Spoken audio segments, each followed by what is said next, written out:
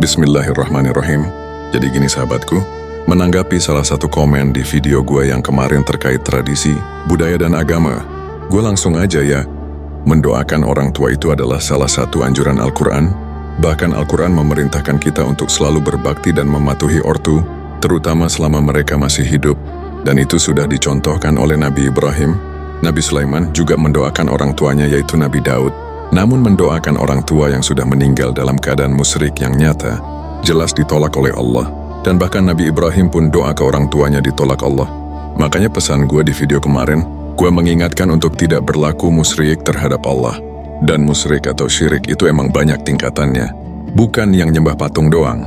Misalnya, syirik khafi atau syirik tersembunyi merupakan konsep yang sangat penting dalam konteks tauhid yang murni. Ini adalah jenis kesyirikan yang tidak terlihat secara kasat mata, berbeda dengan syirik akbar, syirik besar, yang jelas-jelas menyekutukan Allah dengan Tuhan atau sesembahan lain. Quran memperingatkan syirik tersembunyi, meskipun tidak menggunakan istilah syirik khafi secara eksplisit. Di surat Al-Baqarah ayat 165, ayat ini menggambarkan kecintaan seseorang kepada sesuatu selain Allah, yang bisa menjadi bentuk syirik.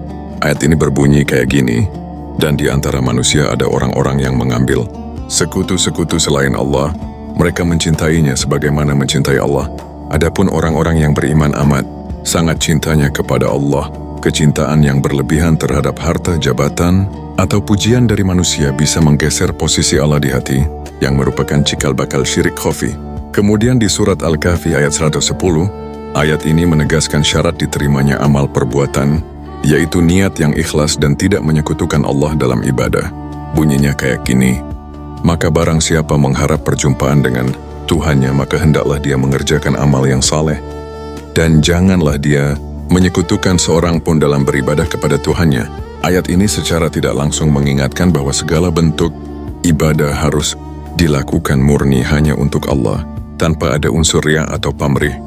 Secara umum, Quran selalu menekankan bahwa tauhid adalah fondasi utama, dan segala sesuatu yang mengikis tauhid, termasuk niat yang tidak lurus adalah bentuk penyimpangan.